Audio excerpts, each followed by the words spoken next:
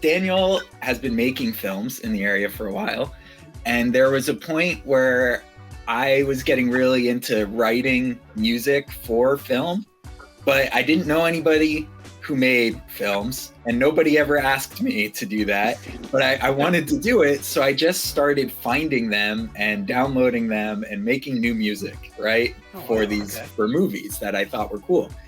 And I remembered that Daniel was showing a movie he made, and so I found the video and I wrote music for the trailer, and I just sent it to him.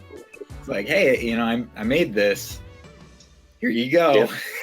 Thank you to our sponsors, Kitchen Magic, Michael Bernardin with Remax Real Estate, Molly's Irish Grill and Sports Pub, made possible in Lehigh Valley, and Wind Creek Event Center. Also, we just released a Lehigh Valley hot dog map, so I really encourage you to check that out if you are interested in hot dogs at all. You can get all that information at lvwithlove.com or just check it out in our show notes. And let's get to the show.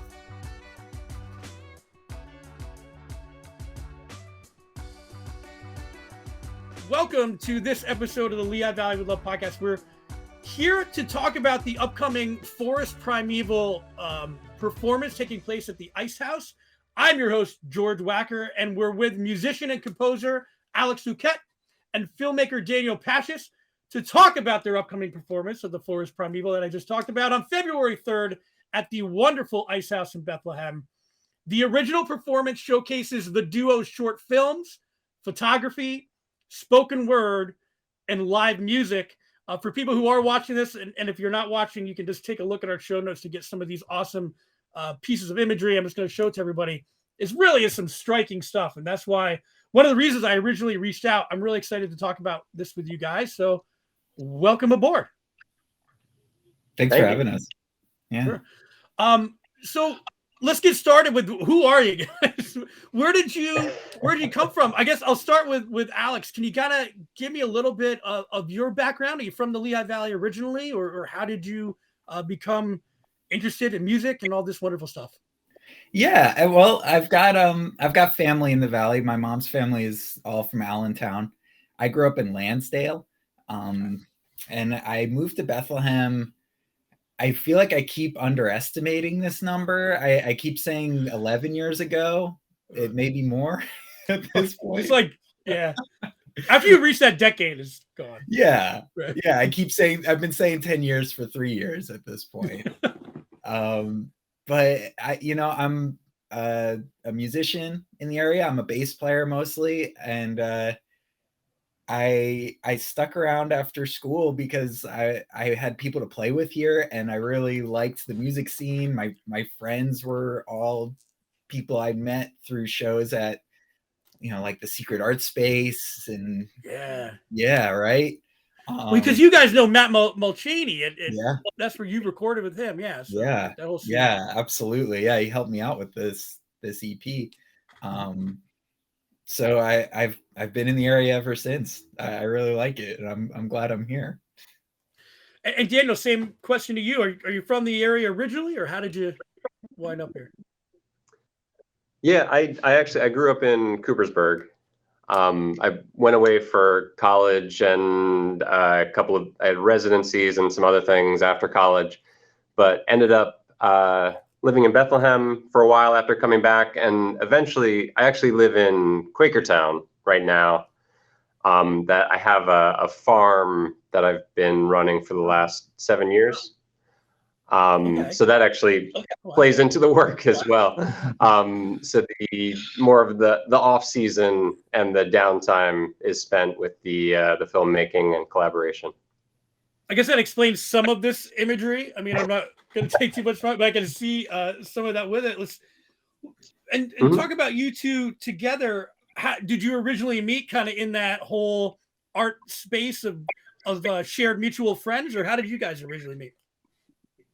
Yeah, well, I mean, it's a lot of mutual friends. I mean, some people that I've known just in Lehigh Valley art and music scene for years, but then Alex can speak to this, that it seemed like there was a music scene that kind of came out of the Moravian crew kind of thing. Right. That you have various people that you have connected with, and I just happened to be friends with them through the art scene, and then Alex and I eventually connected on that. Are you a Moravian grad, Alex? Yeah, I Me graduated too. in 2011. Yeah. I graduated a little bit before you, but yeah, go Habs. No, it's awesome. That's good to hear. Yeah, and I think with Daniel, it was one of those things where I feel like we were just seeing each other at events enough that you eventually, you're like, I keep seeing you. Like, and we should yeah. do something. Which is interesting because for the lay person, right? When you're meeting different musicians or artists, I guess the first thing would be like, hey, let's start a band.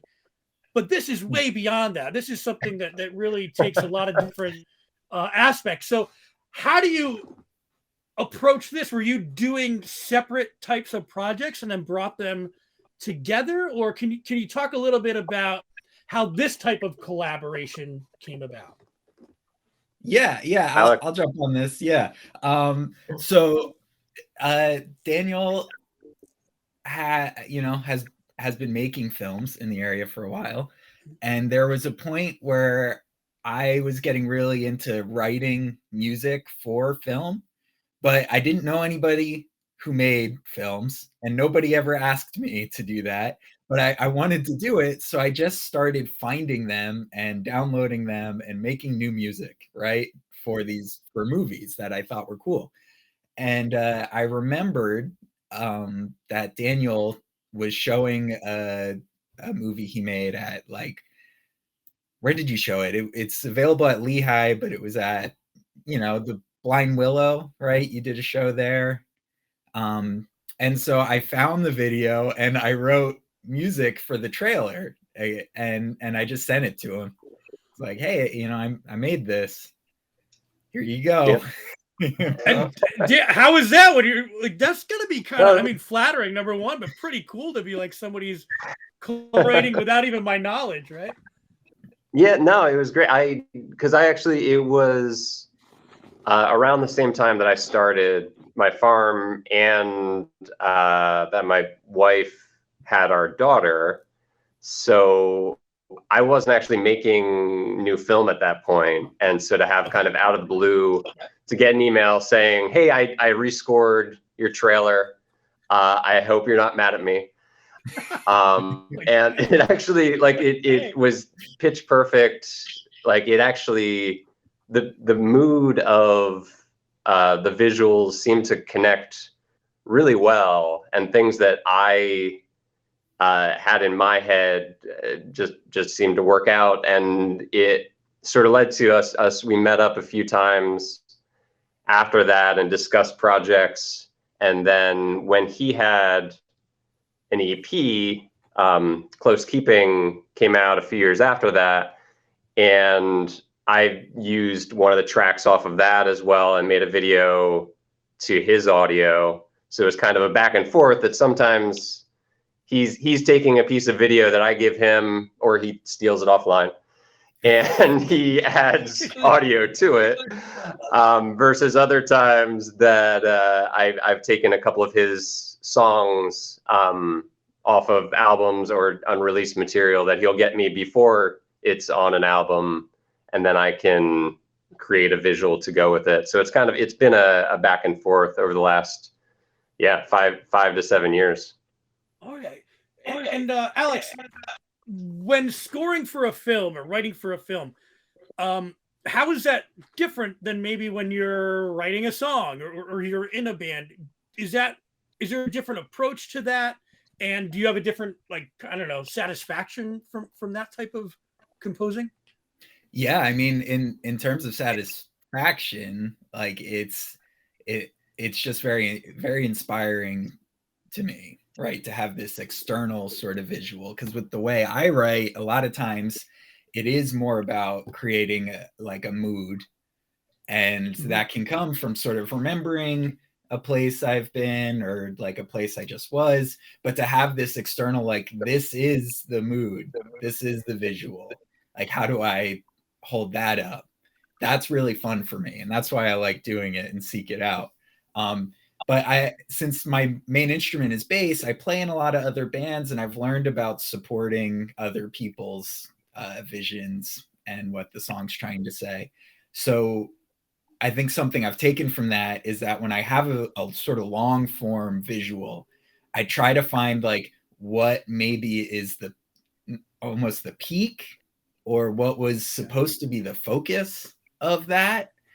And once I found that sort of gives me this anchor, this sort of target. Like I'm creating a piece of music that builds to this, right? Interesting. And if I'm keeping those elements of like rhythm and harmony that I still connect with, that creates this like a form I have to be able to fit into those anchors. Like, like if there's 2 points that I think these 2 scenes are really important, these moments, how do I connect these in a way that still feels very musical? And it becomes this really, really cool puzzle that I like. It's so neat because I gotta sound so, like I have no idea, to write music that way just seems so interesting, because again, you're not writing like you would like a guitar around a campfire or trying to come up with a nice thing. You're really looking at the source material and then building around that or building to it. Daniel, from a filmmaker, and I don't want to just say filmmaker, we'll talk about a lot of the other art as well, but from a filmmaker's perspective, how cool is, like, do you get goosebumps when he would like send you something and it connects with the work that you're doing? It must be like a neat feeling to see another artist add on.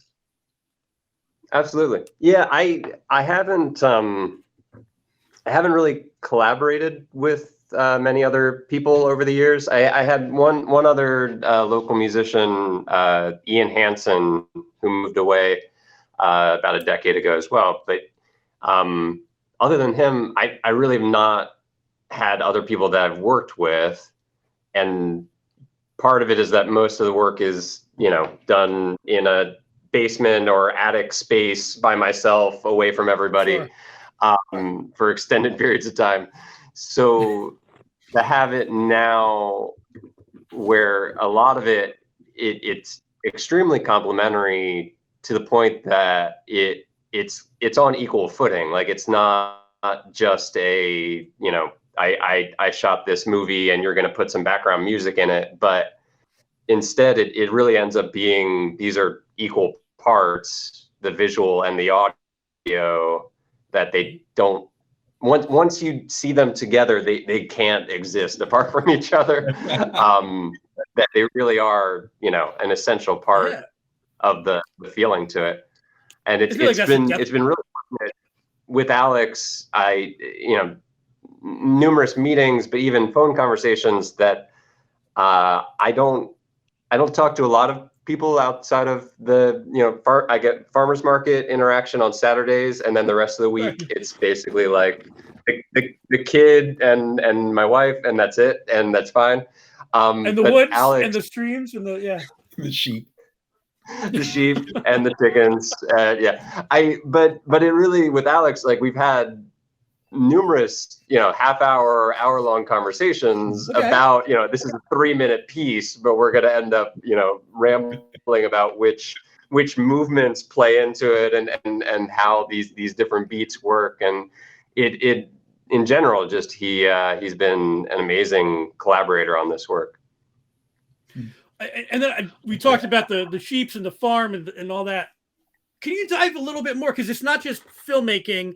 When we're talking about the Forest Primeval, Daniel, can you talk a little bit about some of the other art that you're bringing with it? So I know a short film, but there is some spoken word.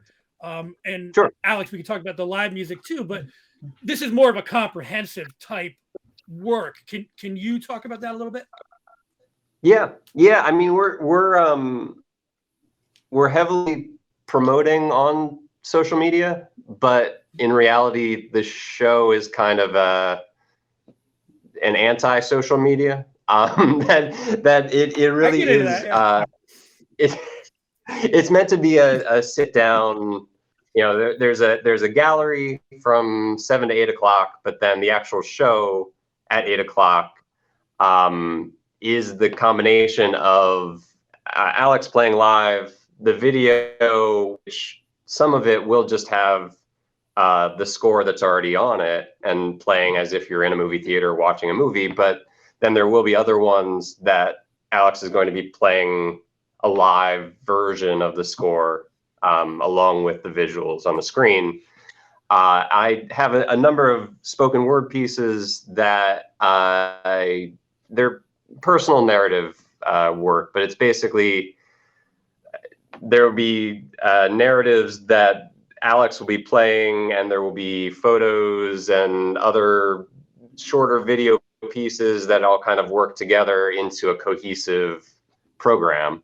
That it's meant to be something that people can sit and experience together, and it does have a lot of you'll see a lot of running themes with the masks, and the mask making stuff is in there, both in the gallery and in some of the films. A lot of nature in general has been a huge influence both on me and on Alex, as far as, you know, getting out into the forest and recording stuff, but also, you know, being every day on the farm, and the majority of my time is spent, you know, in the soil. And this is a very very earthy, very grounded kind of feeling to a lot of this. Yeah, it was great. Like, I don't know, clearly what caught my eye was the imagery to begin with, and then as I was reading about it and the collaboration with it, and then that is what, like, can you talk about that? Like, that's a mask, I'm assuming, right? Because this is on somebody's head. Talk about that piece in general. Like, what are we looking at? Yeah, I got into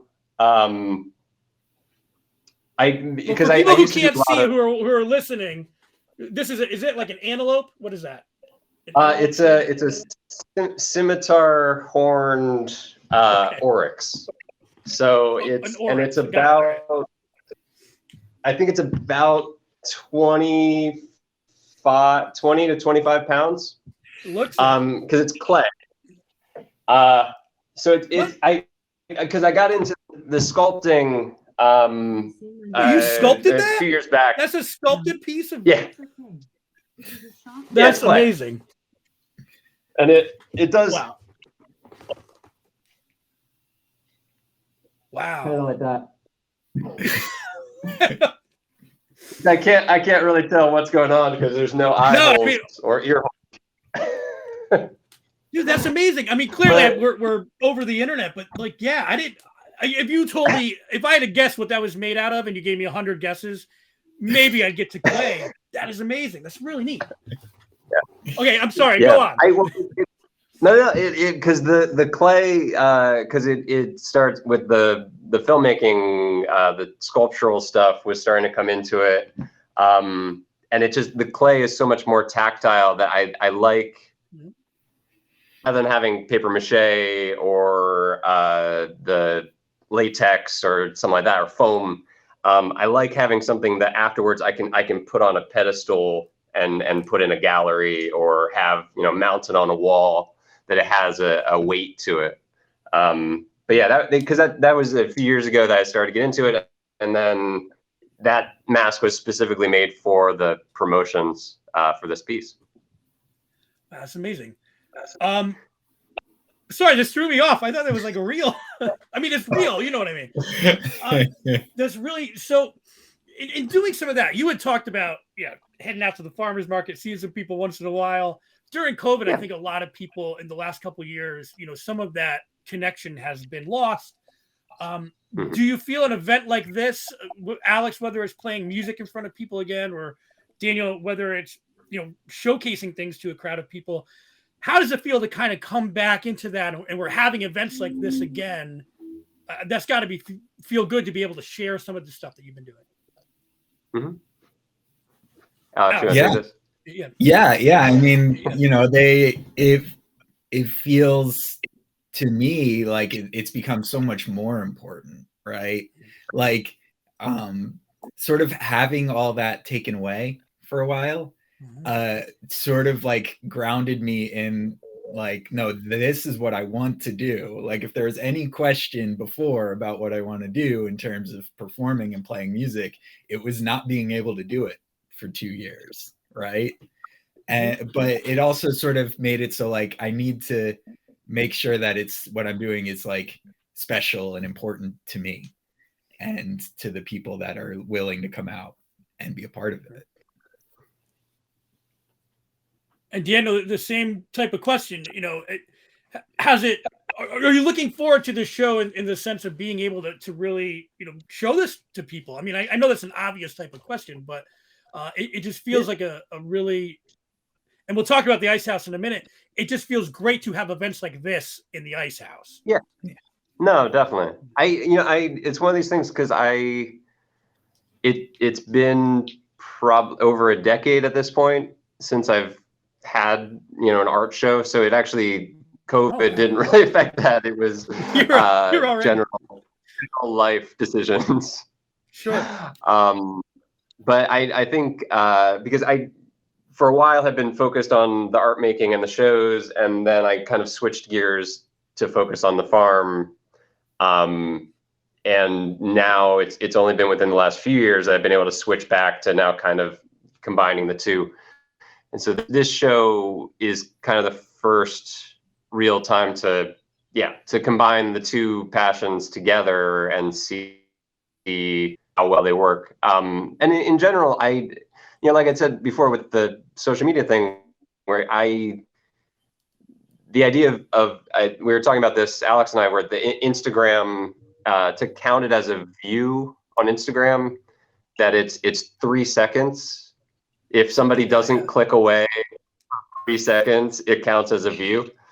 And I'm like, all right. If you take any of the films that we've been working on and just take the first 3 seconds and say, all right, well, I'm staring at some snow, or I'm staring at some leaves, or I'm staring at like a blank, empty thing for 3 seconds. Like nobody's gonna want to watch that. So this was really just to have people more involved in the performative and actually having an experience rather than just being able to scroll away from it that quickly. Yeah, or go to the next TikTok and listen, those are probably not going away, right? So like, how can you find balance in that? And I think that's something we're experiencing events like this. And we'll talk about the Ice House now.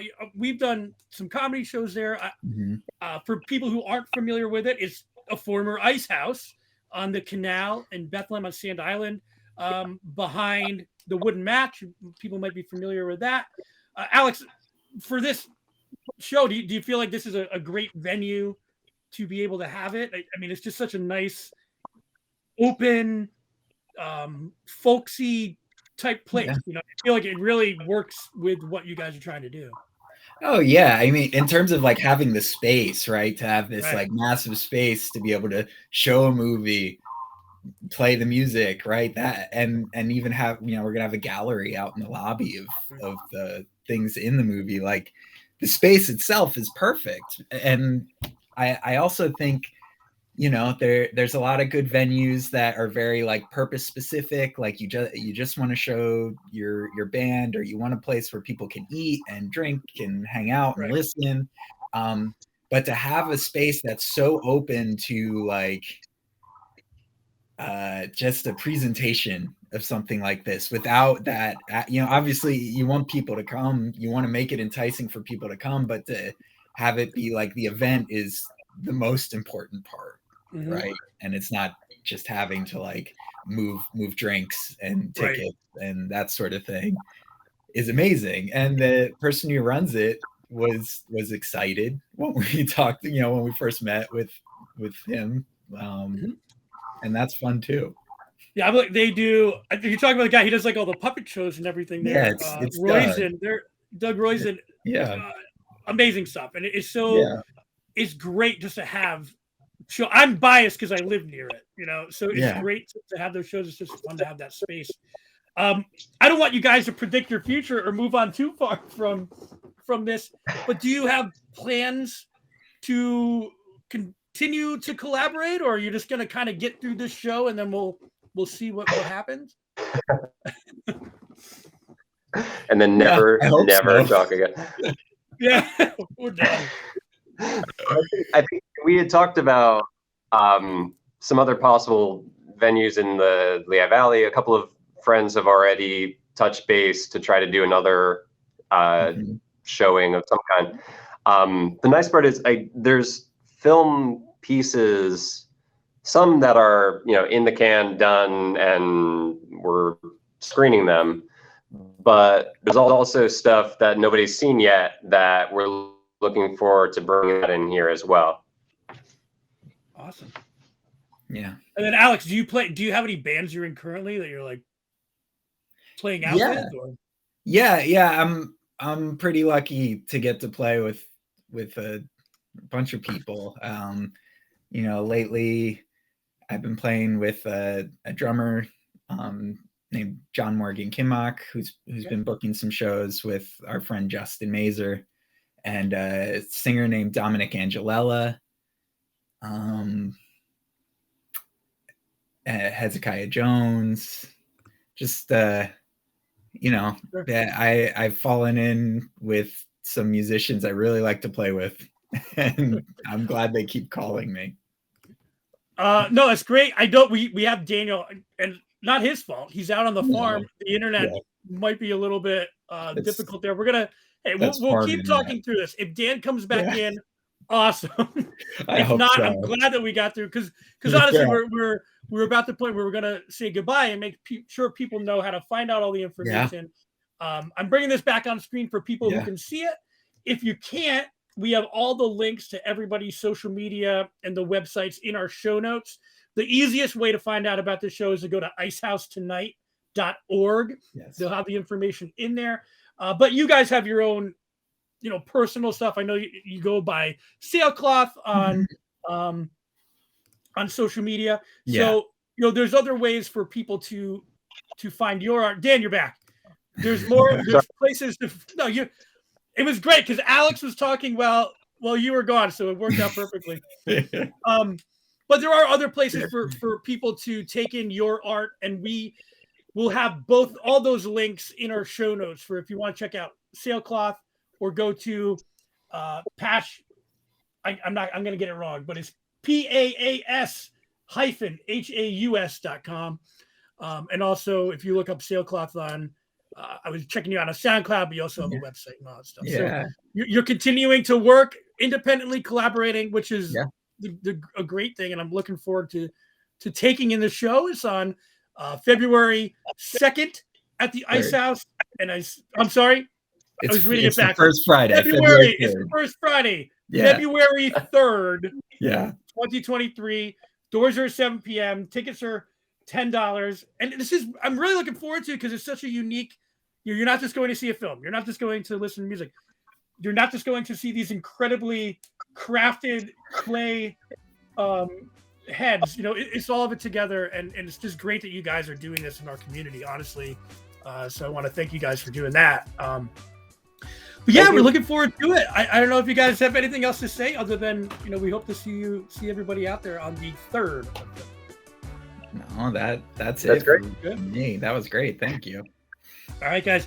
I just want to take the quick opportunity to thank our sponsors, Kitchen Magic, Michael Bernardin with Remax Realty, Molly's Irish Grill and Sports Pub on Bethlehem Southside, made possible in Lehigh Valley, and of course the Wind Creek Event Center. Check out some upcoming shows. And for Alex and Daniel, guys, thank you so much. We appreciate your time, and we look forward to checking out the Forest Primeval on February 3rd at the Ice House in Bethlehem. Thank you, George. Thank you. Thanks, George.